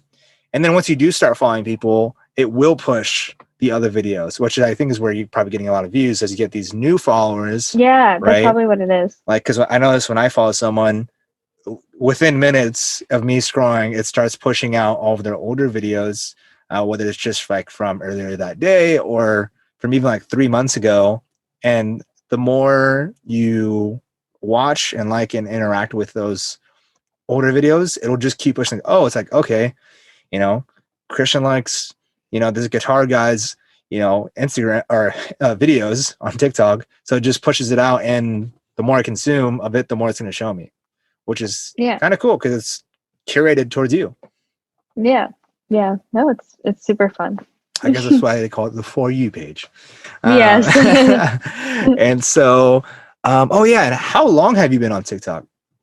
I guess since March of last year, but I was quarantine not really things. Yeah, quarantine. I wasn't really posting consistently then. I would like make a funny video here and there and like get like 3 views with my like 3 followers that I had at the time, which is like my boyfriend, our friend, and like one other friend. And then, homies. Supporting. Just like, here's what I'm doing in quarantine. What are you doing? And then I guess when I moved from San Francisco to New York, I was living at home in Connecticut and I was like bored again. I'm like, I'll just make a couple TikToks and try doing some of the like, transitions and see what that does. And then I started having fun doing that. And I was like, well, this is fun. I'll just make another one. And then come September, I was like, okay, I have this funny idea. And it was like a quote from The Office. It was like, forgot which one it was. It was like the Dwight Schrute, like, will you form an alliance with me thing? Yes. I love that. And so I was Dwight's like, great. this will be funny if I was like talking to myself in the mirror. And so I just posted it and it got like 40,000 views in like the first like day. And I was like, what the hell? Am I like going viral? I like freaked out. Like, wait, this is fun. So then like I made like 3 more videos, and like not really consistent, just like whenever I felt it, and then just kind of grew a following from there. And it was kind of crazy because it just started out of me just like, you know, making one video to show my friend that I made a video. Yeah. And then where's your account right now as of today? What is it say? January 31st. As of today, 2021. it is at 23.6 thousand. Wild. And watch, I bet you by summertime you'll have at least 100,000 on there. Oh my god, I don't know. It's been kind of a slow growth for the past few weeks, but we'll see. But as you've seen, you just need one. You just need one video to like freaking send it. And you know, like I said, that Alicia girl, one video at that time had 5,000. I'm assuming, because most people don't just kind of sit at 5,000. You know what I mean? I feel like I was just kind of catching that early wave, because Lapulu, he reposted it on his page. Awesome. So I think that's where he got it, because he is like 1 million or close to 1 million. So I think that's why she like got this crazy push, because her video went viral and then he was like, oh, this is dope. And then she just shot up real quick. I mean, most of those followers came, I think she got like 50,000 like a week. Oh my gosh. And then the past few weeks has just been adding up. Because I kept checking it every day, because I love watching that and just kind of like seeing like what people are into and what they're responding to. And I was like, dude, she's super talented. Like, and that's kind of stuff I want to see. Like her killing, she got like that raspy, soulful voice and the control of it too. It's like, man, so good. So good. Things I can't do. I mean, I try to sing, but I can't. That is something else. But yeah, you just gotta keep posting. You never know.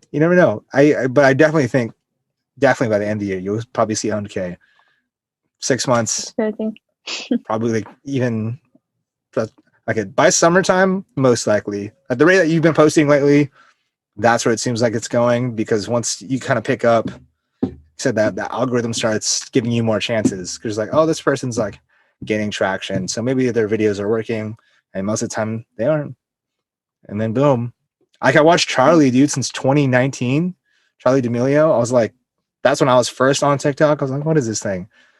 Kind of weird. Because that was when it was like really first like post musically, where all like lip syncing and just dances. Like that's all it was.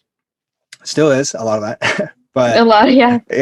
But it was before like all the actors came and musicians came and Will Smith, Jason Derulo, making whatever you call that kind of content. And so yeah, it was crazy to watch her now. I'm pretty sure she's the most followed. And then seeing, I think like, so. And then Bella Porch was awesome, like, because that was super quick. Even though like Charlie, Addison Rae, like, and that whole crew, like they have like a huge following themselves. I think Bella Porch, as far as time wise, got like the most followers in the shortest amount of time. It happened so fast. I think I remember like seeing her video when it, like that first one that like went viral, the face zoom one. I was like, oh, you know, and it's nothing crazy. It's just like, no, yeah, it was just easy to watch, and you'd kind of like zone out on it. And you know, it's not like, yeah, it was super simple. Like she didn't like reinvent the wheel. She just kind of just doing like whatever and just kind of making like, faces. Yeah. And it became a thing. I think it's just like, I don't know. I mean, it was like super cute to watch, and like you just like kind of made you happy watching it. I feel like that's what people related to it and they liked it. And look at her now. I mean, it's great.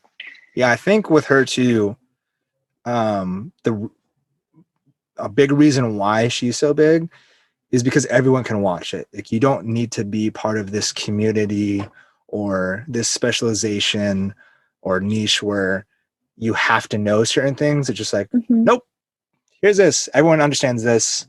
It's like food videos go viral because everyone understands food. Everyone likes food. Dancing, you know? And so if it's just easy to consume, you don't need a lot of information and you can just enjoy it right away. Yeah. That's the thing about TikTok. It's like, you know, it has to be very easy to consume fast and, you know, get to the point really quickly. I feel like some videos will like take a lot of time editing and being like, oh yeah, you know, this is something meaningful to me. And then I'll post it and realize later, like, people probably don't really want to watch this unless like they're people that already follow me and know me, then it's fine. But just new people, it's not really drawing that many people in because it needs to catch the eye really quickly. And Right. sometimes, like, some videos don't do that. I think that's like another trick for people who are trying to make content on TikTok. You have to like catch someone's eye and like do it quickly. Right. Yeah. It's, at least the recommendations I've seen through those like trending TikTok accounts, like how to get out there on TikTok. They all recommend quantity in the beginning, right? Just make a bunch of videos, put it out there. One, it's great, like from, again, more for like a marketing mind standpoint, is you get to test all these different kinds of videos, right? Are you shooting during the day, during the night? Are you using like lighting? Is it just natural light? Is it comedy? Is it music? What are you doing that's making people interested? Then you like look at your top videos and trying to dissect, what is that? Is it the series? Is it the topic? And then you can kind of go from there, right? And then you give people what they want of you, right? And then once you have that following, like I said, there's certain things I'm like, I did a video just like that, but it didn't pop off. But because they have a following, it still got the views because they have an audience. And so it's going to favor people who have people already watching the videos, So it makes sense. So where like you have a little bit more freedom, right, to create stuff and still get some viewership off of it. Even if it's not like necessarily the reason why people follow you. Yeah. There's definitely videos that like just my followers have commented on and have reached out to me and like, oh, I really liked this or whatever, but it didn't really reach like a huge TikTok audience, like millions and millions of people. It just kind of stayed with my following, which is kind of nice actually, because then I can like become closer with them. And I've really, created some really nice relationships with some of the people and, met a lot of really cool people and talented people. So it's really nice actually just being able to like put something out there and have people support it, even if it's not like going viral, because that's not always the goal, because you just kind of want to show yourself, and not every video is going to be viral unless you already have millions and millions of followers. Yeah, I'd much rather have a genuine following than a huge following. Yeah. Because millions of people can follow you, but millions of people could also drop off and not be on your wagon anymore. I'd rather have a couple hundred people who are like all about it, And I think that's like, I see a lot of people doing merch on there. You got to be careful with that. Just because you have a huge following doesn't mean people are going to want to buy your sweater because you're not the sweater guy. Like, unless you're wearing sweaters, it's kind of like crazy because everyone's selling sweaters right now. It's cold. It's winter. I get it. Hoodies, whatever. But, understand there's like a risk factor in there, right? So you got to like, do people care about your brand? Is it the things you say? And like, especially if it is like, if you're more somebody that talks on TikTok, right? Or you have certain, like maybe a catchphrase, right? Maybe your merch should have a catchphrase and not just, you're making merch to monetize, right? So you're making it for your audience. You're not making it for you. You can always make your own hoodie any day, right? Make your personalized merch. But you should probably, if you want to make something with your catchphrase or with something like maybe even your face or a cartoon version of you. So that way people are legit buying into your brand because that's why they're following you. It's for you, your music, or your acting, or your catchphrase, or your dance move that you did. That's the kind of stuff that you want to keep pushing. Is like, oh yeah, this thing you like?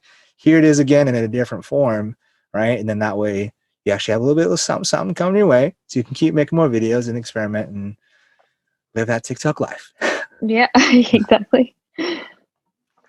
And then moving on, let me see. As far as I have questions now. This is the first podcast where I actually had written down questions. Awesome. Yeah. And again, it's called Completely Candid for those of you that don't know. It was supposed to all just be like, whatever goes. But it's kind of shifting away from the word candid from like the camera standpoint. Was like, oh yeah, it's unplanned, to where candid was being more just honest and genuine and giving real thoughts. And then also when we're talking for, a couple hours, it helps to have actual questions in a direction so that it flows. But we're on TikTok. Talk about how long you've been on, your favorite accounts. Oh yeah. And what advice do you have? Whether it's for TikTok or acting. Do you have any like inspiration or things that you've noticed, like technically speaking, that like has helped you a lot? Yeah. I guess in terms of TikTok, any advice that I would give would just to be true to yourself and true to what you think is good content, right? Don't think about what other is this good content for the other people, the people out there. Will people like this? Because then you're just going to get stuck in a box and you're going to like worry about what other people think all the time. And I think that for me, when I just kept posting, I wasn't thinking about how many views I'm going to get or like who's going to see it or whatever. I mean, I do think about that sometimes, obviously, because now I have a following and I like want my following to be happy with the content. But I also want to make sure that I'm putting something out there that I like and that I enjoy and that I had fun doing. And if as a perfectionist, sometimes I'm like, oh, this isn't right. This isn't funny enough. And there are times where I'm like, you know what? Let me just post it and see what happens. And then whatever, we'll just go along with it. And then there's sometimes where it blows up and I'm like, I spent 10 minutes on this video and now it has 6,000 views. Like I didn't think that it would. So you never know. So why worry so much about, oh, will people like this? Just post it and see what happens. Sometimes you think they're not going to know, but they're going to know. Yeah. How would they know? Not going to know. No, they're definitely going to know. Yeah, because I've had that too, where like I'd be like, oh yeah, like I wrote this song, yada yada, and then I showed it to my friend, and I just would think, it's kind of rough around the edges, not my favorite song that I've done. I'm like, dude, this is so good. But I'm like, oh, I guess so. Yeah, I mean, you're your own worst critic, Right. So that's basically the thing that I had to overcome with TikTok. But in terms of like acting, any advice that I'd have to give to someone who wants to pursue acting? I guess just take a lot of classes because it'll help you grow. Mm-hmm. A lot of people think, maybe I don't need to take a class, or maybe I can just learn from experience, which you can do, but it definitely helps to grow some kind of technique and also learning to work with other people. Mm-hmm. There's a lot of purpose to that. When I've taken classes, there's perspectives and approaches and considering the intention of a script or the character, and they help open those things up and give you different ways of looking at it that where I didn't look at it that way. I looked at it very objective, like, oh, I was like, how's the weather? I'm just thinking, okay, my character said, how's the weather? So I'm just going to say, how's the weather? But but why are they saying, how's the weather? Isn't it an awkward moment, right? With someone that they just had a fight with. And is your character more like the shy and uneasy type? So they're like kind of awkwardly bringing up this question to fill the silence in the room? Or is it someone that they just met in a coffee shop for the first time and they're being friendly and outgoing and trying to like get things going, right? There's so many different ways to look at it. Yeah, but if you don't think from that approach, exactly, then, or if you don't even know that's how you're supposed to look at it, how are you going to really develop your character and your style? Yeah. And being in a class gives you the opportunity to explore those things. I think if you're just starting out, it's easier for you to make those mistakes and start learning from them in a class where it's like okay to be learning, instead of like when you're already on set and you're like, oh, I don't know anything about my character, or like there's so much more, like what I was saying, there's so much more that goes into it and into the character and into what's not written in the script that you have to study. And I think that being in a classroom setting and like being with a teacher helping you through, asking you the right questions and really getting deep into what the meaning of the words are, I think that's really helpful. And also just to like, believe that whatever work that you're putting forth is, good. you have to believe that you're good too. So that's also another thing, like the imposter syndrome thing. Like, I'm not supposed to be here, but you are. If this is something that Yeah. you love, then why not? And if you're blessed enough to be there, then might as well take advantage of it, you know? Yeah. Like for me, I get that all the time, you know, being Filipino and having been back to the Philippines and just kind of thinking about like why do I not have to deal with the struggles of like not having sidewalks or more organized infrastructure or government or more available food sources, housing. We're here, in the US, there's grocery store on like every corner. Even the rural areas, it's like still pretty developed. The roads are paved along those same all the way. You have street lights. Like it's crazy because you live, in the first world for so long, and you kind of forget, that this is it. Like you're living pretty well, and the majority of human lives on a day-to-day aren't experiencing the same thing. There's a lot more struggle or lack of resources and development, in the areas they live in. And so for me, I get that. I'm like, man, like the only difference is I was born on a different part of the planet, and I get to enjoy easier access to what we think are just kind of like basic needs and resources, like grocery stores just being available, and some of like being able to get nutrient dense foods for a reasonable price, and to be able to have work consistently, and be able to support like a family. We complain. I mean, there's a lot of stuff going on within our government, minimum wage and all that kind of stuff, where we're trying to make things better, right? We value human life and what we consider, basic things, and to be able to not have to worry about shelter and food. I don't think anyone should have to worry about that. But unfortunately, that's not the case everywhere, And so if you find yourself in a good position, I say make the most of it, because you got the lucky draw, you just got a good little roll of the dice and you're here. So might as well maximize, your situation to whatever you can make of it. Yeah, exactly. Yeah. And also shout out to all Filipinos out there. What up? Yeah. Yeah. Double Filipino podcast talking about Filipinos like Bell Porch. And last thing I'll touch on is your New York experience. First of all, you live in Connecticut. Why did you move to San Francisco in the first place? Yeah, so I moved to San Francisco to go to school. So that's where I went to school, in San Francisco, and got my degree, and then moved back home, essentially. I mean, I love San Francisco. It's like an amazing city, and it was area. Home. Yeah. And it was like, it was home for a while, and I loved it there, and I made a lot of really wonderful friends and met cool people. But it was time to just like be closer to family, and that's really why I came back home. And I mean, I've always loved New York. I like lived here a little bit here and there, and like. So do you have family in New York?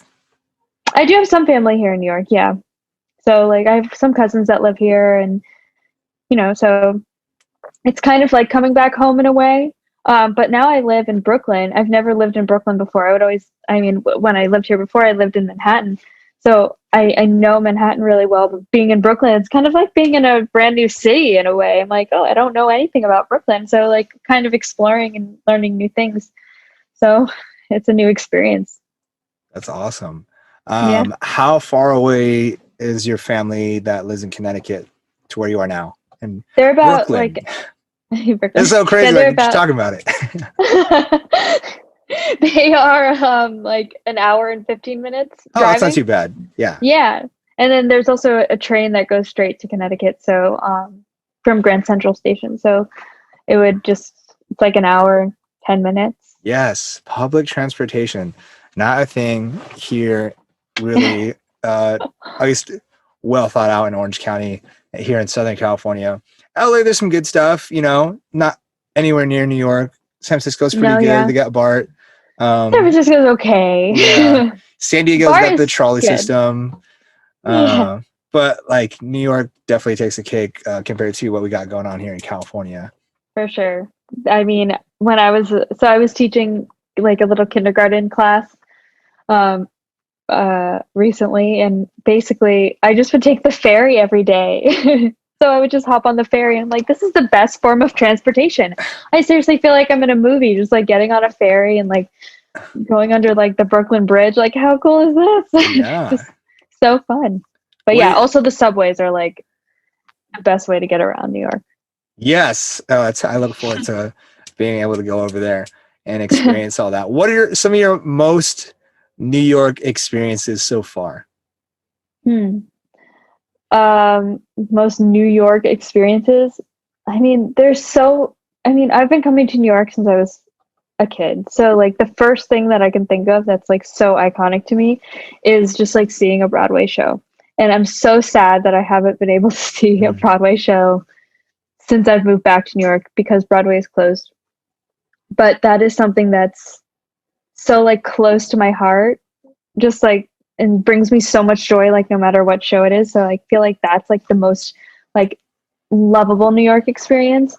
But I guess in terms of like just like having a crazy New York experience, it's just like taking the subway in the summertime is like the most intense experience because it's so hot here in New York in the summer. It gets very humid.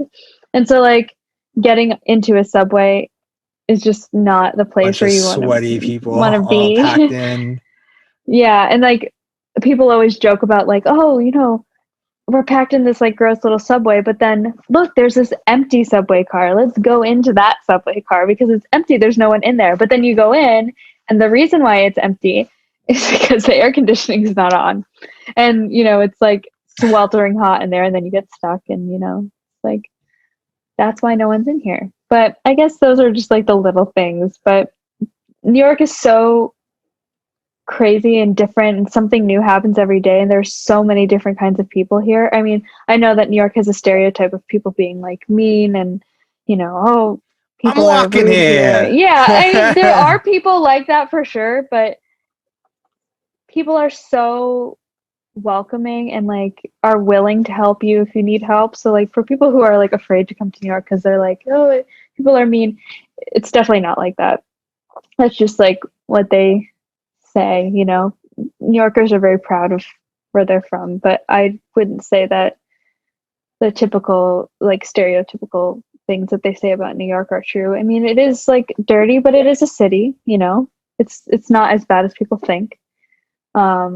And it's just really magical.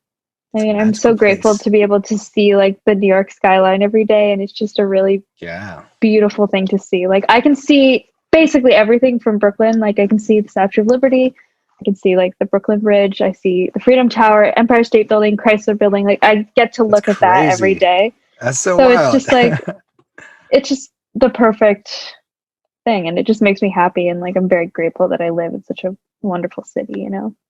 Yeah. Have you ever encountered like any interesting like street performers or subway performers?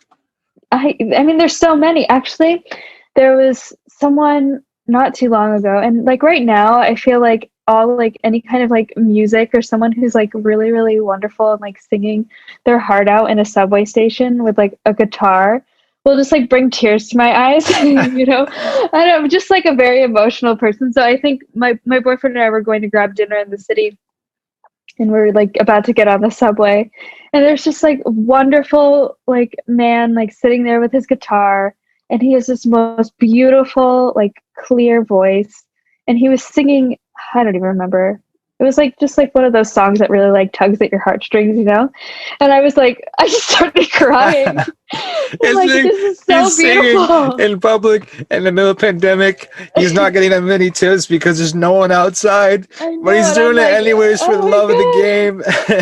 And my boyfriend's like making fun of me. He's like, seriously, you're crying? And I'm like, this is so beautiful, But I mean, any of those moments, but obviously there are people, I mean, I haven't really been into Manhattan that much, but so I don't really know what the street performer thing is like right now, but even just like the small things like that, it's just like, it's so nice to see. and Yeah. makes And you cry. I think that is a beautiful thing. And like you said, when you went back home, you kind of realized how beautiful Connecticut is. And I think we can all find that, you know. I've even Yeah. seen people on Instagram be like, oh man, I didn't think Hawaii was that great when I was growing up here. I'm like, what? What? Hawaii? But we do that because they're so conditioned, you know, to seeing certain things or people, or like even like your local shops and restaurants, or like that one crazy guy in the corner. Like you get used to that. And then once you actually remove yourself from that situation and you're able to take it all in, you're like, wow, this is a beautiful place. And I think we can find that anywhere, whether you live in California or New York or in the Philippines. Philippines, love that place. I My know. people, It's so beautiful. wherever you are, you know, take a second to just like step back and appreciate that you are alive in the first place, and that you have Mhm. on every day and another day and this very Yeah. moment to make something of it, you know? Yeah, when I was in the Philippines, actually, like right before quarantine, like before any of us really knew what was happening, it was my first time there. And, I was like walking on the beach, like alone. I like asked my boyfriend, I was like, I'm just gonna take a walk because this is like, I'm like gonna get sad. I'm not sad, but just like kind of emotional. But it's like, you know, knowing that like my family came from there and like this is where my grandma was and this is where my mom grew up and like being able to go there and like it's just such a unique experience that I wasn't really expecting to feel that way.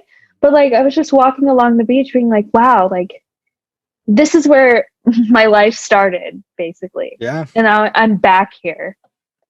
Yeah. It's all coming full circle. It was just such a very emotional experience that like, I experienced alone. I was by myself, but it was like such a memorable thing.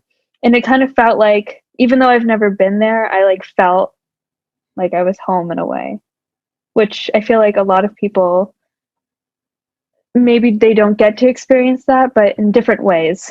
And it was just such a nice experience for me. Yeah. Some of my favorite memories too is just like that.